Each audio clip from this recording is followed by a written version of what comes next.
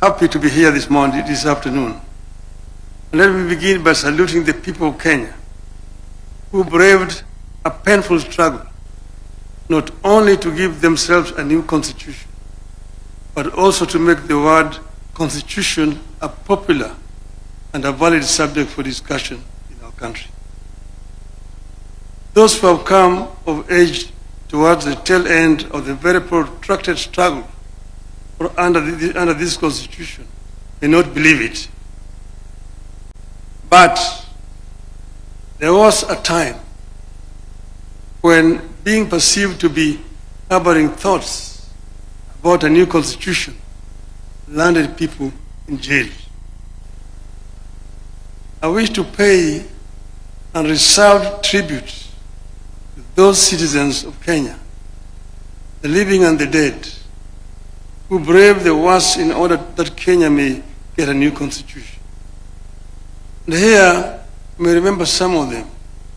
The late Masinde Muliro, my father Jaramogi Oginga Odinga, Martin Shikuku, George Ndenge, Ahmed Bamariz, Philip Gachoka, and then my other teams, the Young Turks, Paul Mwite, James Orengo, Professor Nyang Nyong'o, Yua Ger, Toby Manyara, Kitui. And then members of my parliamentary select committee who started the serious process of making a new constitution. One of them, His Excellency the President here. The other one, the son of Anna, the Prime Cabinet Secretary. The other one, Kalonzo Musyoka, Noah Katanangala, the late George Anyona, Martha Karua, those others there. I want to congratulate all of them. There are so many other Kenyans who made it possible for us to have a new constitution. With the proclamation, I want to first say that I want to thank the government and the president for proclamation that has made this day a KATIBA day possible now and into the future. With the proclamation, you have transitioned from fearing to celebrating a constitution. It is my belief that this annual Constitution Day will be an avenue for a robust take on our constitution, what works and what is failing. That was never allowed in the past. I want to encourage Kenyans to engage with this new development now and into the future in the interest of our nation. I'm being very deliberate here in my reference to the nation. It is my firm belief that whatever dreams we choose to pursue, either individually or collectively, we need to have a country first. We must preserve the territory known as the Republic of Kenya first.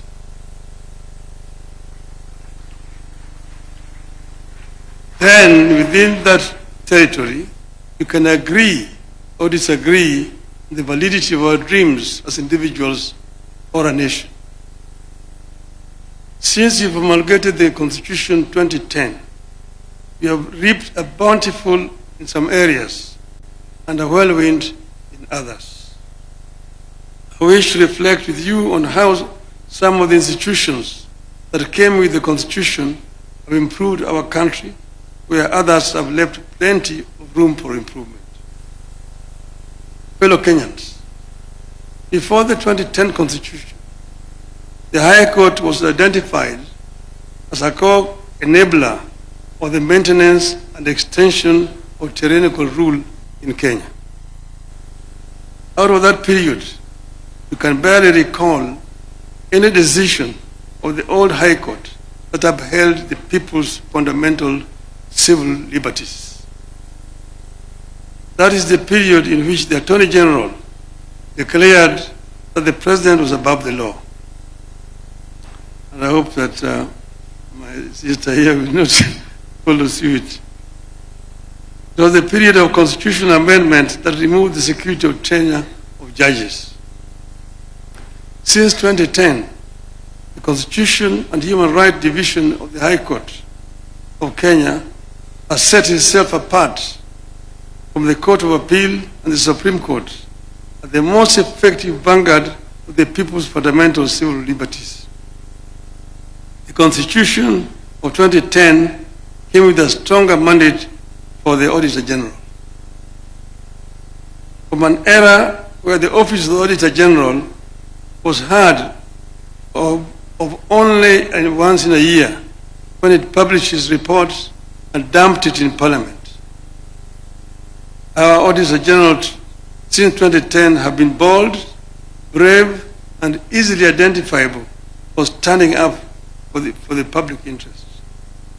Indeed, the last attempt by the Office of the Auditor General to secure software and equipment to monitor the spending of public finances on a real-time basis ended up with an attempt to arrest the holder of the office, then Edward Ouko, and charge him with corruption. Today, we receive constant and intermittent disclosures of financial impropriety and lack of accountability in government. What we receive is a far cry from what we should be having, but they represent a very drastic departure from what used to be. The Commission for Revenue Allocation also came with the new constitution against the background of a past skewed allocation of natural resources. Since 2010, the commission that was established to make recommendations concerning the basis for the equitable sharing of revenue raised by the national government between the national and county governments among the county governments has managed to do so without accusations of political bias. I believe that without the diligent work of the CRA, devolution would have become the single most divisive development in modern Kenya. Ladies and gentlemen, some of the institutions of the 2010 Constitution have let the country down, of course, in my estimation. The National Police Service, in my view, has left us worse off than we were before 2010. Abuse of the right to life, degradation of human dignity, torture and denial of security of person by the police have increased under the watch of National Police Service. While the current effort by the government to compensate victims of protests offers some ray of hope with regard to policing, it may be time for the country to rethink its approach to police reform. Your Excellency, I know that they have done it elsewhere. They did it next door here in Tanzania. In Tanzania, the police are civil. When they come to arrest you, they come and salute and say, "Ndugu, naomba nikushike." And then you say, "Twende."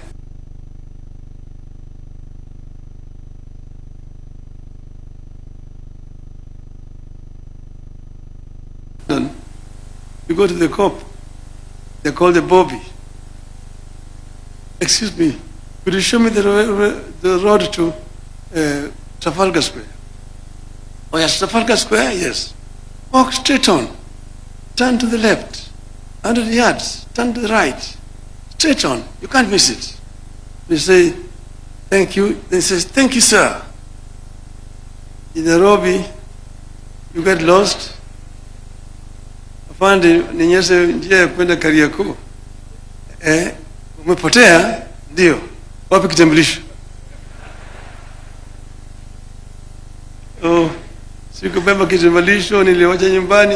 "Una kitambulisho?" Bingo. In the cells. Tomorrow you are in court, loitering with the intention to commit a felony. we need to change this. The Independent Electoral and Boundaries Commission equally stands out as an institution that has made no progress securing for Kenyans what they sought. The same issues that Kenyans faced in 1992 when it held its first multi-party elections still hound us. Let us hope that the new electoral commission that we put in place is going to make a difference. Confidence in the commission remains extremely low. Election officials and the processes remain some of the most distrusted and divisive in Kenya. Our elections are some of the most expensive in the world. That is, the cost of per ballot is much higher, 5 times it is in the United States. It never seems to matter how many times we turn over the commissioners or election technology. The doubts remain while the costs get higher. I want to hope that the latest version of IBC will tame the tide against the negativity and doubts that surround the institution. The Director of Public Prosecutions was also a new and exciting creation of the new Constitution. It has largely failed to deliver on the high expectations of Kenyans. Just 1 year before we promulgated the new Constitution, in 2009, Attorney General of Kenya was described by a special rapporteur of the United Nations as the embodiment in Kenya of the phenomenon of impunity. That description remains accurately descriptive of the Office of the Director of Public Prosecutions in Kenya today. However much some of the institutions that came with the new constitution have lived below expectations, as a nation, we are in a better place and more hopeful than we were before 2010. And as we work to perfect the areas in which the Constitution is struggling, we also need to take a fresh look at parts of the Constitution whose implementation have been problematic. For instance, Article 1 of the Constitution tells us that the people may exercise their sovereign power either directly or through their democratically elected representatives. Kenyans seem to know how to exercise sovereignty through their elected representatives. You know, you go to the ballot, you elect your MCA, elect your MP, your women rep, your senator, governor, your president. There is zero clarity, however, on how to exercise sovereignty directly to achieve desired results. How do 55 million people exercise direct sovereignty? That's a question for the lawyers. Secondly, I believe the time has come for the country to relook the whole issue of devolution. Kenya, in my view, is too tiny for 47 devolved units.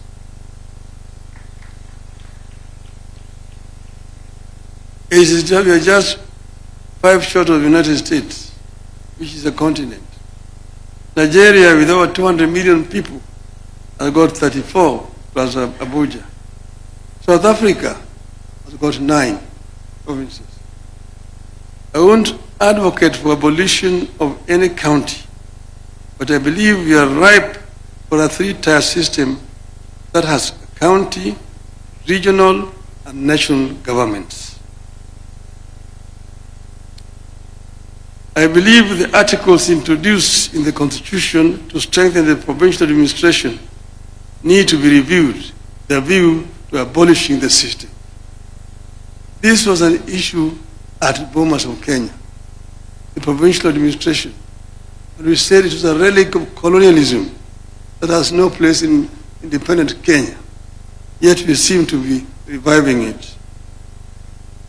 We equally need a review of all the laws that create national institutions and funds for functions better performed by county governments.